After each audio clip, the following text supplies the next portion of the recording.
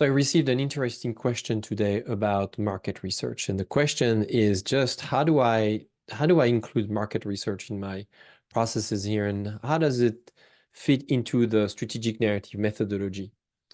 Well, I would say that I don't overtly tell to people that I do market research. It's interesting.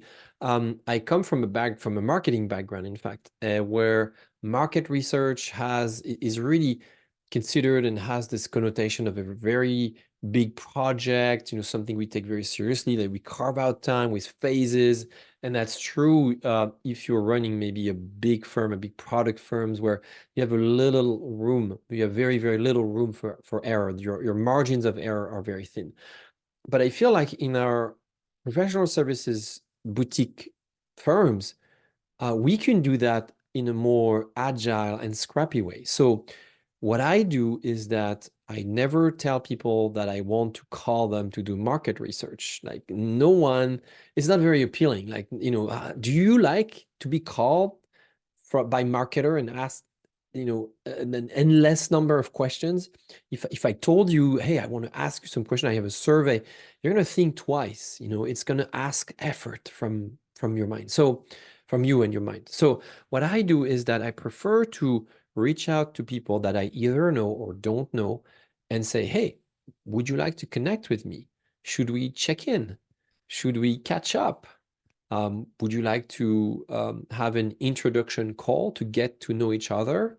And if we feel like I can add value to your business, then great. And if not, that's okay. At least we will know each other. And if there is another opportunity in the future to maybe collaborate together, then we will know each other, which is, by the way, it's valuable to people to have in mind a service provider, a coach like me, that they can contact, for help. They don't have to search. So I always think of market research in my business as a moment versus a project or an interview or a dedicated phone call. It's always a moment, and I pick the right time to trigger this moment so I can have a conversation with someone to really understand what they're about. And then when I feel like, first of all, the person that I'm talking to is really has a lot of the characteristics of my ideal client, then I ask a very small set of questions that enable me to understand more about their expectations. So these questions might be just as simple as, so, all right, tell me about the number one problem that you would love to fix. Another version of that question is, hey, if I gave you a magic wand, right? There is my MetaHelm pen. I give you this magic wand and you could fix anything in your business. What would that thing be, right? So I understand what my market's concerns and priorities are.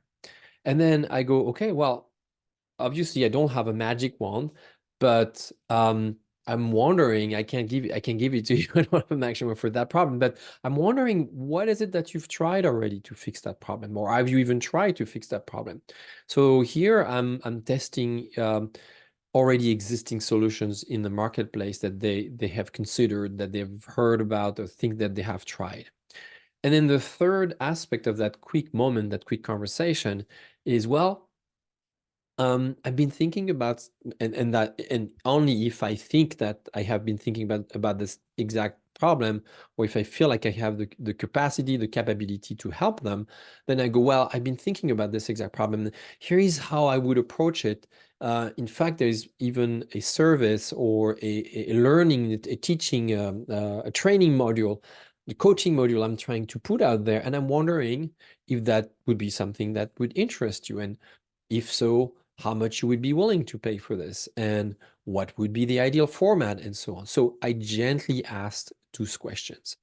This approach is very much in line with my definition of authentic outreach, which is really about aligning and connecting with your ideal clients from a place of authenticity, from a place of care, just like you would be treating friends. In fact, I I think about friends when I do this work, when I do this authentic outreach and this market research type of exercise.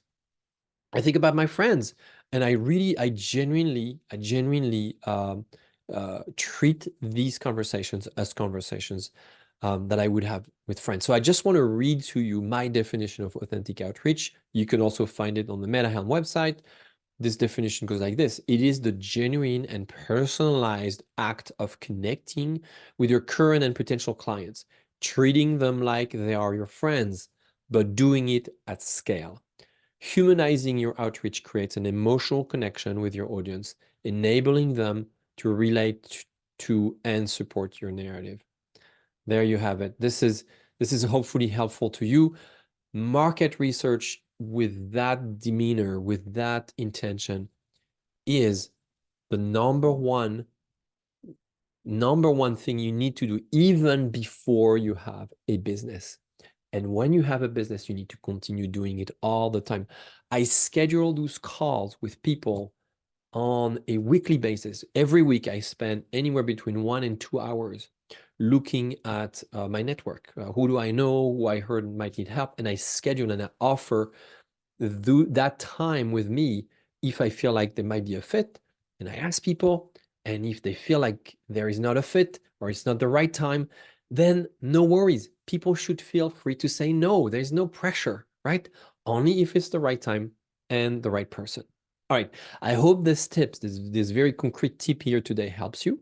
And I look forward to hearing about your gentle, authentic, meaningful, and friendly market research conversations. Thank you so much. Please comment below, ask your questions, and I look forward to seeing you very, very soon in one of my live workshops. Thanks.